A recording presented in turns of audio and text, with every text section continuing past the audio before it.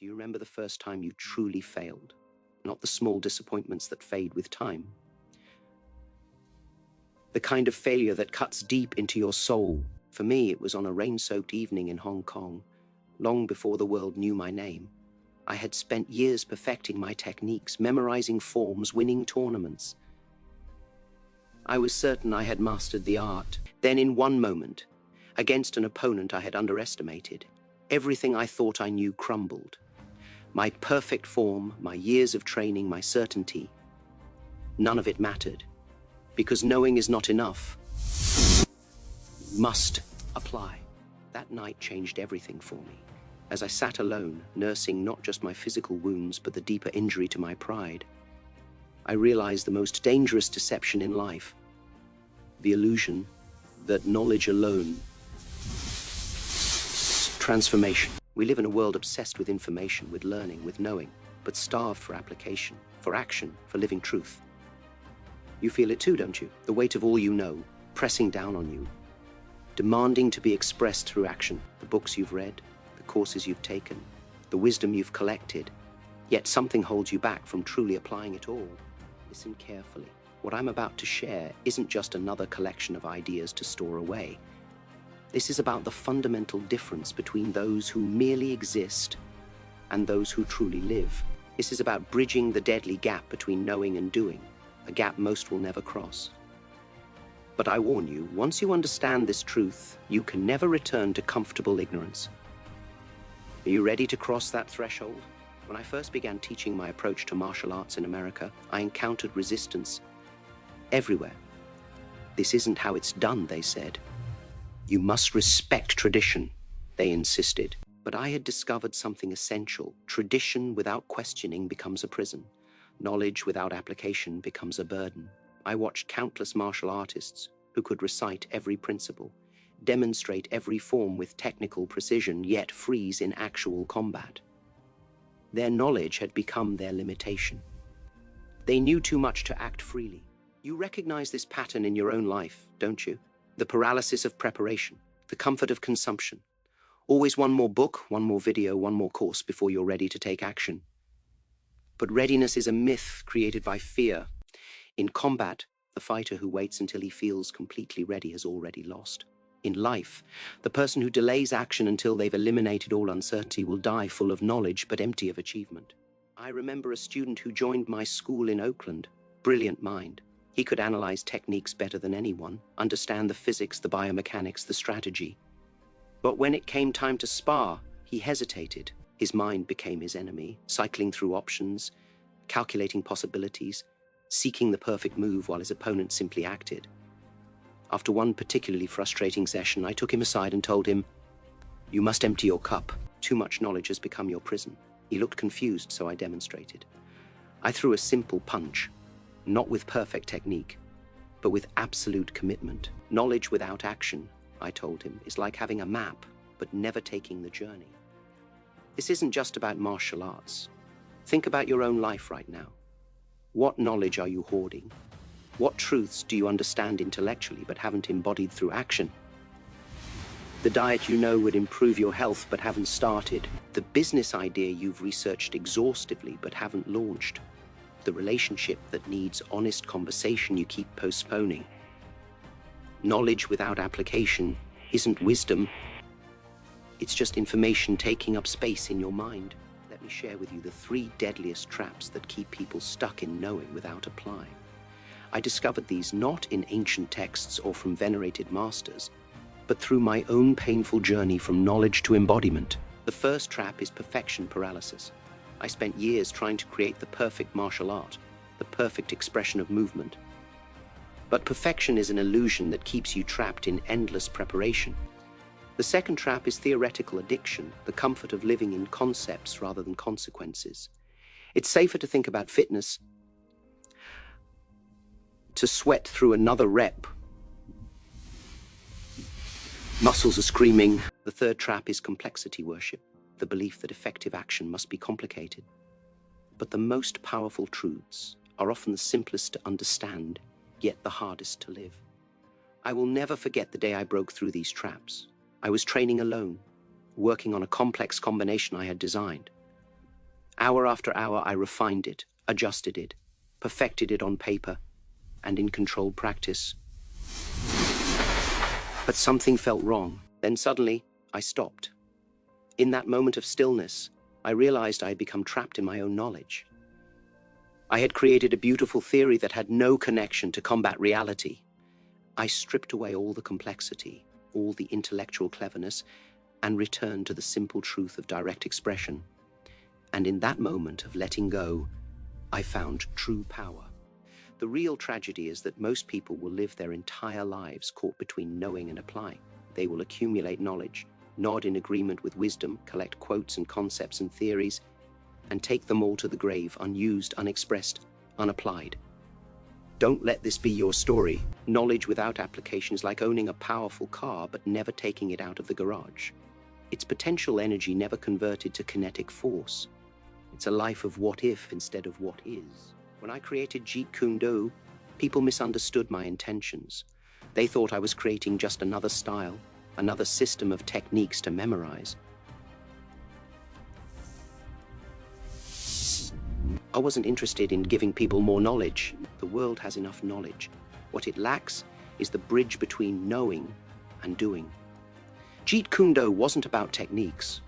It was about liberation from techniques. It wasn't about adding more. It was about stripping away until only truth remained. The truth that must be lived, not just understood. Think about water. Water doesn't practice being water. It doesn't theorize about flowing. It doesn't attend water seminars or read books about how to be more fluid. Water simply flows because that is its nature. This is the state we must reach, where action isn't separated from knowledge, where doing isn't distinct from understanding. Like water flowing downhill, your knowledge must naturally express itself through action without the interference of fear, doubt, or overthinking. But how do we bridge this gap between knowing and applying? How do we transform intellectual understanding into lived experience? This is the question that consumed me, not just for martial arts, but for life itself. The answer I discovered was both simple and challenging. We must develop the habit of immediate application. When you learn something new, applying it immediately, even imperfectly, creates a neural pathway stronger than any amount of passive understanding. I train my students with this principle. When they learned a new technique, they didn't spend weeks perfecting it in isolation. They had to apply it immediately in sparring, messy and incomplete as it might be. Because in that mess, in that imperfect application, real learning happens. The body learns what the mind can only contemplate. The same is true for any knowledge worth having. When you read about a productivity strategy, implement it immediately, even if imperfectly. When you learn a communication technique, use it in your very next conversation. When you discover a truth about yourself, take one action, however small, to honor that truth. Let me tell you about a powerful practice I developed that transformed my ability to apply knowledge. I call it the daily expression. Each day I would identify one principle, one truth I had been contemplating but not fully living. Then I would design a specific challenge to express that truth through action. If I was studying economy of motion, I would spend the day eliminating all excess movement in everything I did. If I was exploring emotional honesty, I would commit to expressing my unfiltered truth in every interaction. This wasn't about perfection. It was about practice, about building the bridge between my intellectual understanding and my lived experience. You can begin this practice today. What is one truth you know but haven't been applying?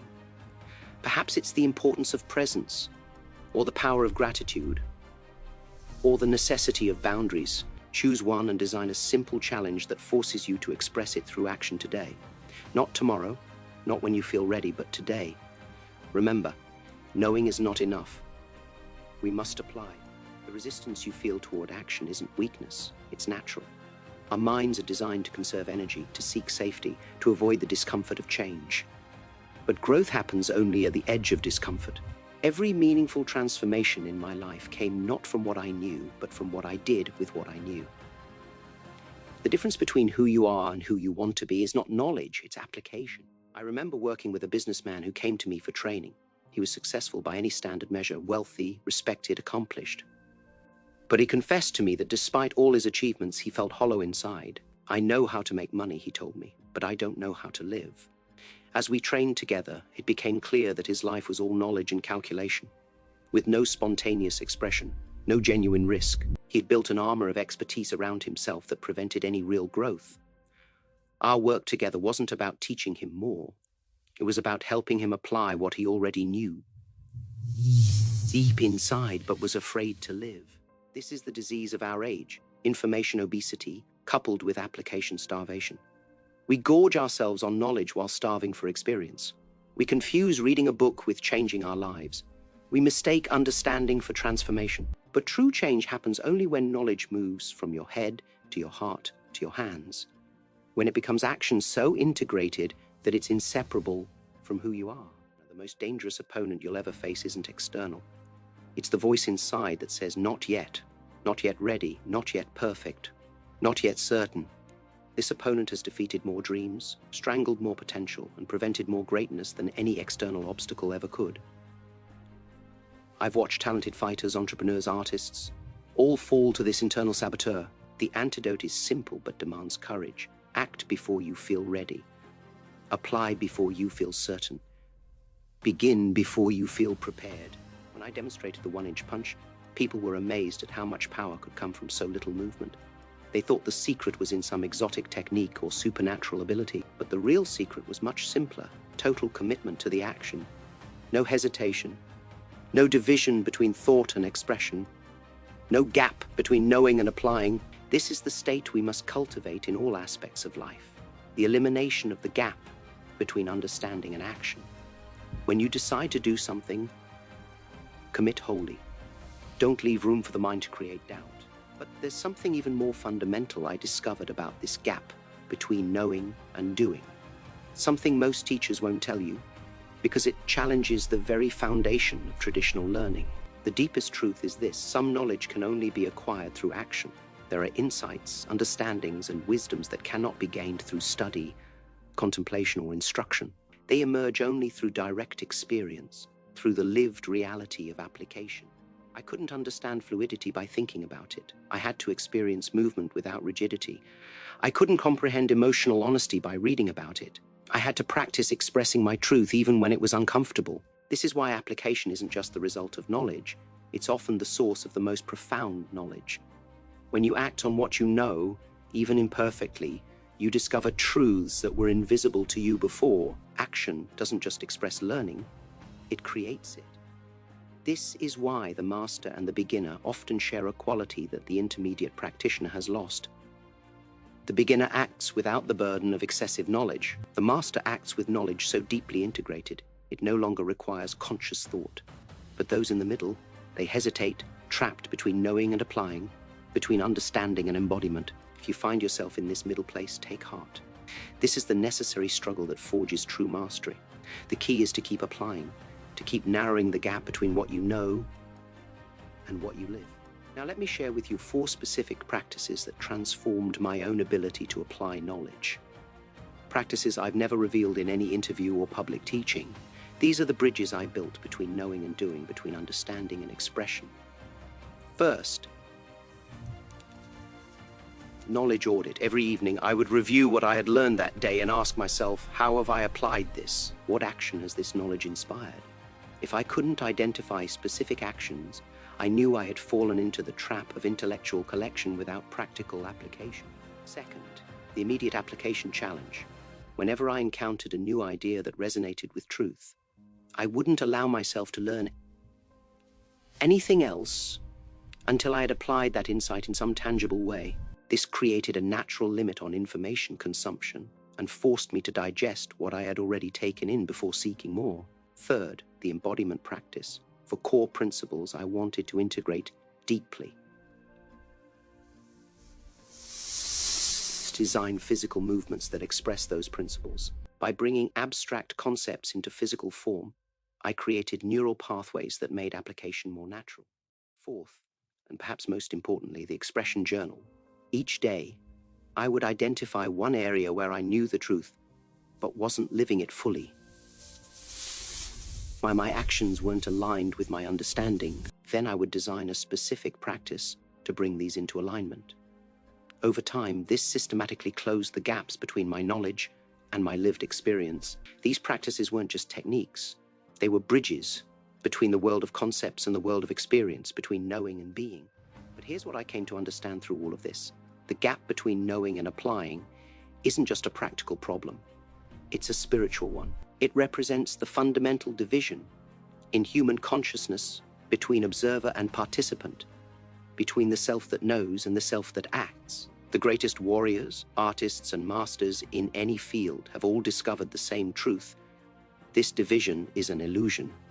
When you act with wholeness, there is no gap between knowing and applying. There is only unified expression. This brings us to the ultimate challenge. For the next 7 days, I want you to declare war on the gap between what you know and what you do. Each morning, ask yourself, what truth am I understanding but not applying? What knowledge am I hoarding rather than expressing? Then design one specific action that bridges that gap. Not tomorrow, not when you feel ready. Today, now, because life isn't measured by what you know, it's measured by what you do with what you know. I remember the exact moment this truth became clear to me. I was training intensely, pushing beyond my limits. Suddenly, time seemed to slow. My mind became absolutely still. There was no separation between thought and action, between intention and expression. I wasn't applying knowledge. I was knowledge in motion. This state, which many call flow, is the natural result of closing the gap between knowing and applying through consistent practice. It's available not just in martial arts, but in any domain where knowledge becomes so integrated that it expresses itself without the interference of the conscious mind. Day 1, identify your most valuable, unrealized knowledge, the insight you've understood intellectually but haven't fully lived, and take one concrete step to apply it. Day 2, notice where you're using more research or more learning as an excuse to avoid action, and commit to immediate, imperfect application instead. Day 3, find one area where complexity has become your hiding place, strip away everything unnecessary, and take the simplest, direct action possible. Day 4, identify a truth you've been keeping in the realm of theory, and design a physical practice that embodies this truth. Day 5, notice where you're waiting for certainty before acting, and commit to acting with presence despite uncertainty. Day 6, look for knowledge you're using as identity rather than as fuel for action. Ideas you pride yourself on understanding but don't actually apply, and transform one such idea into lived experience. Day 7, reflect on how the gap between knowing and applying has narrowed in just 1 week, and design your ongoing practice for ensuring that what you know transforms into how you live. This challenge won't be comfortable. The gap between knowing and applying exists precisely because application requires facing resistance, both internal and external. It demands vulnerability, imperfection, and growth. But consider the alternative, a life of accumulated knowledge that never finds expression, ideas that never become reality, wisdom that never transforms experience, potential that never becomes power. Remember, a thimble of applied knowledge is worth more than an ocean of intellectual understanding. The greatest tragedy isn't failing to know enough. It's failing to apply what you already know. The most profound insights, the most powerful techniques, the most transformative philosophies are worthless until they move from your mind into your life. Knowing is not enough. We must apply. I've shared with you my own journey from the illusion of knowledge to the reality of application. I've given you the practices that transform my own relationship with knowledge. I've challenged you to close the gap between what you understand and how you live. Now the choice is yours. Will you continue to accumulate information without application, or will you commit to the harder, braver path of lived knowledge? Look around you. The world is full of people who know but don't do, who understand but don't apply, who can quote wisdom they never live. One of them, water. Not just understanding flow, but embodying it in every action. Be like the flame, not just comprehending transformation, but becoming it. Be like the space between thoughts, not just conceptualizing emptiness, but expressing it through presence. The truth I've shared with you today isn't complex, but it is demanding. It asks you to trade the comfort of knowledge for the vulnerability of application. It challenges you to move from the safety of understanding to the risk of expression. It invites you to close the gap between who you know you could be and who you are actually being. This isn't just another idea to collect. It's a call to action, a bridge between worlds, an invitation to integrated living. I often tell my students, don't think, feel. It is like a finger pointing to the moon. Don't focus on the finger or you will miss all that heavenly glory. Knowledge is the finger. Application is the moon. Most people spend their lives examining the finger in exquisite detail, while never lifting their gaze to the glory it indicates. Lift your gaze. Take the step. Cross the bridge. Close the gap. Remember this. In the end, you will not be judged by what you knew, but by what you did. Not by what you understood, but by how you lived. Not by the wisdom you collected. Truth you expressed. The greatest gift you can give yourself and the world is the commitment to transform your knowing into applying, your understanding into action, your wisdom into lived truth. Be water, my friend, not just in concept, but in action, not just in understanding, but in expression, not just in knowing, but in living. Knowing is not enough. We must apply.